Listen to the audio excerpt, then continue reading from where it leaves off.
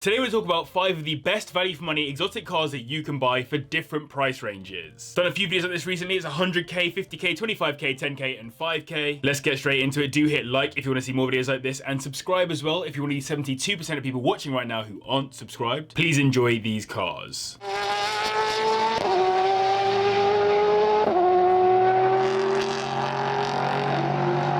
For our 100k car on this video, we have the Audi R8 V10 Plus, which is by far the newest, fastest, and of course most exotic car on this list. This is the second generation R8, and the V10 Plus is effectively a cheap substitute for the Lamborghini Huracan, given it's on the same platform, shares the same engine, and shares many mechanical parts, with the main difference of course being the aesthetics outside and in. That's not to say it's a bad looking car, it looks beautiful, and in V10 Plus spec, the main thing you'll notice to compare it to the standard R8 is that rear wing. To get into one of these lovely supercars today, you'll need to spend around £71,000, and for our 100k limit you'll get yourself a 2018 model with 30,000 miles on the clock. That's actually pretty good value compared to the Huracan, which starts at around 110k nowadays. Regardless, brand new, the V10 Plus would have cost you around £134,500, which is £180,500 adjusted for inflation, meaning these have dropped by around 60.7% total, or 7.58% annually, the fastest rate of depreciation on this list, but then of course it is the newest car. That's just under 14k lost per year, or £109,500 lost total. That depreciation would still have netted you a 5.2 litre V10 engine, making 601 brake horsepower, taking the car to 60 in 3.1 seconds, which is some pretty serious performance. With the R8 badge now gone, these do have a great chance of one day becoming a bit more historic,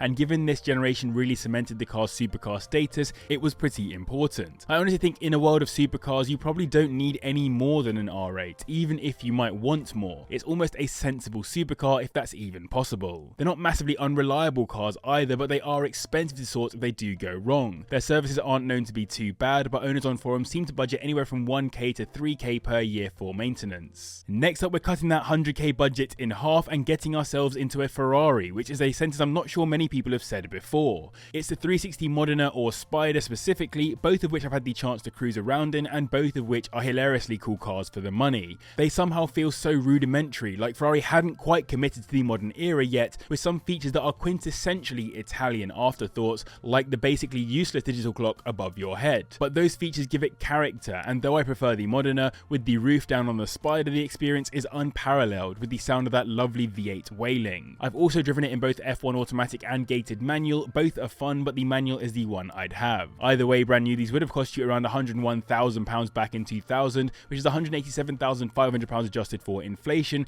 making this the most expensive car on this list in real terms. Now they start at around 40k, and with our 50k limit getting you a 2004 model with 30,000 miles on the clock. That means annual depreciation of around 3.3% or 78.7% total, which is 6k lost per year, or £147,500 gone in 24 years. Crazy. You'll be getting yourself a 3.6 litre V8 engine, making 400 brake horsepower, taking it to 60 in 4.5 seconds, which is pretty rapid for a car of its age, but wait until you see the next car on this list. When I drove one on track, I was blown away by how basic it felt to drive, a pure analog driving experience, not dissimilar to classic Ferraris, just with a few extra creature comforts like not having interior features in all the wrong places. Most problems with these come with the suspension, which is known to wear out and cause problems quicker than you'd like, but genuinely these are known to be pretty reliable cars all in. They will murder you financially if they do go wrong though, and expect annual running costs to be in the thousands, not the hundreds. As we cut the budget in half again, we're going to a car that was a competitor to the Ferrari, but significantly cheaper. Hailing from Blackpool, it's the TVR Tuscan, which for a fraction of the Ferrari's price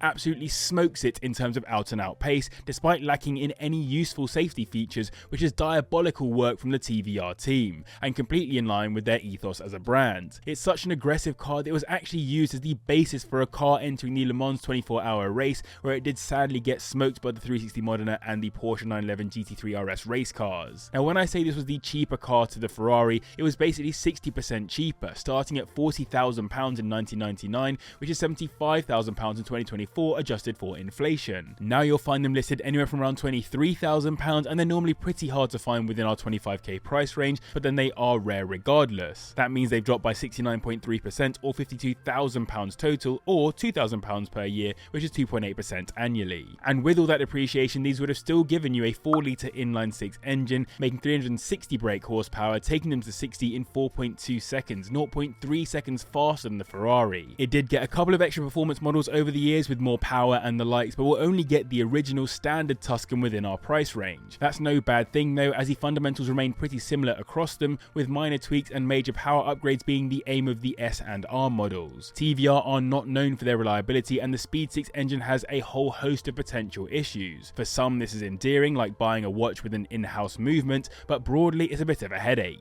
Look for one that's been maintained well and avoid engines that are showing signs of leaks, as further headaches can arise. So I hope you guys are enjoying this video. If you are, then do hit the like button and subscribe as well if you're new, and I'd love to hear your thoughts in the comments down below.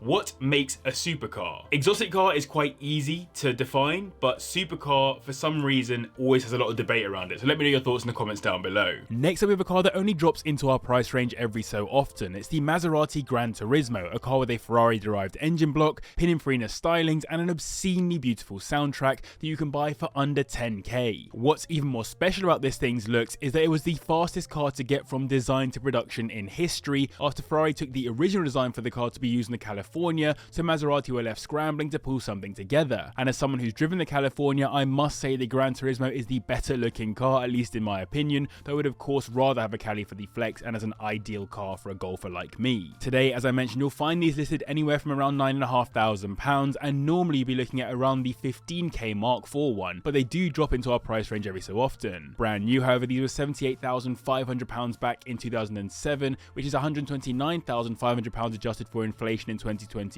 meaning they've dropped by £120,000, which is 92.7% of their value. That comes to 7k lost per year, or 5.45% gone annually. That's pretty typical for Maserati, who are known for their depreciation, but they're also known for their powertrains, with this one getting a 4.2 litre V8 block, making 399 brake horsepower, taking it to 60 in 5 seconds. I think this might be the best value for money exotic on this list. The fact that it's so readily available for under 20k, even if you go for the S spec instead, makes it competitive to cars like the Jaguar F-Type, and honestly, between the F-Type and the Granturismo S, I'd have the S. The one issue you'll find repeatedly on forums though is cam variators, but most of the issues on these seem to be related to the electrics, pretty typical of Italian cars of a certain age. These aren't always easy to solve either, so can often be more of a headache than something mechanical needing a replacement. Now, an exotic car for under 5k isn't really a thing, but two cars were on my mind. One was the 986 Porsche Boxster with an exotic badge, classic stylings, and some great history, but I decided instead to go for the Mercedes SL500 as a car that has similar aesthetics to the McLaren SLR, a nice hardtop convertible roof, a massive V8 block, and a far more historic badge than the Boxster, at least at the time of making this video. Co-designed by Bruno Sacco, one of the legendary Mercedes designers, this car modernized the SL platform, taking it from the cool but dated boxy styling of the 1980s and 90s and making something far more fluid, more in line with the Ferraris and Lambos of its day, but again for a fraction of the price. In 2002 on release, these were £68,000 new, which is around £123,000 adjusted for inflation. Today, however, these will run you around £4,500 at the bottom end, with 5k getting you a high mileage 2002 model. That means these have lost £118,500, which is 96.3% of their total value. Absolutely absurd. That's just under 5.5k per year, or 4.4% gone annually. And for that money, you'll be getting yourself a 5-litre V8 engine, which makes 306 brake horsepower, taking it to 60 in the list worst time of 6.1 seconds, which is still actually not that bad for under 5k. There were, of course, much more aggressive versions of this car like the SL600 and SL55 AMG, but they're much pricier with not a huge amount of difference aesthetically, making this the value for money option of the lot. You could go for smaller engines too and save some more cash, but that V8 is, in my books, part of that more exotic feeling. The mechanical hardtop convertible roof can be a source of problems, which you definitely don't want when trying to put the roof up on the move. There were also a few areas that allowed for water ingress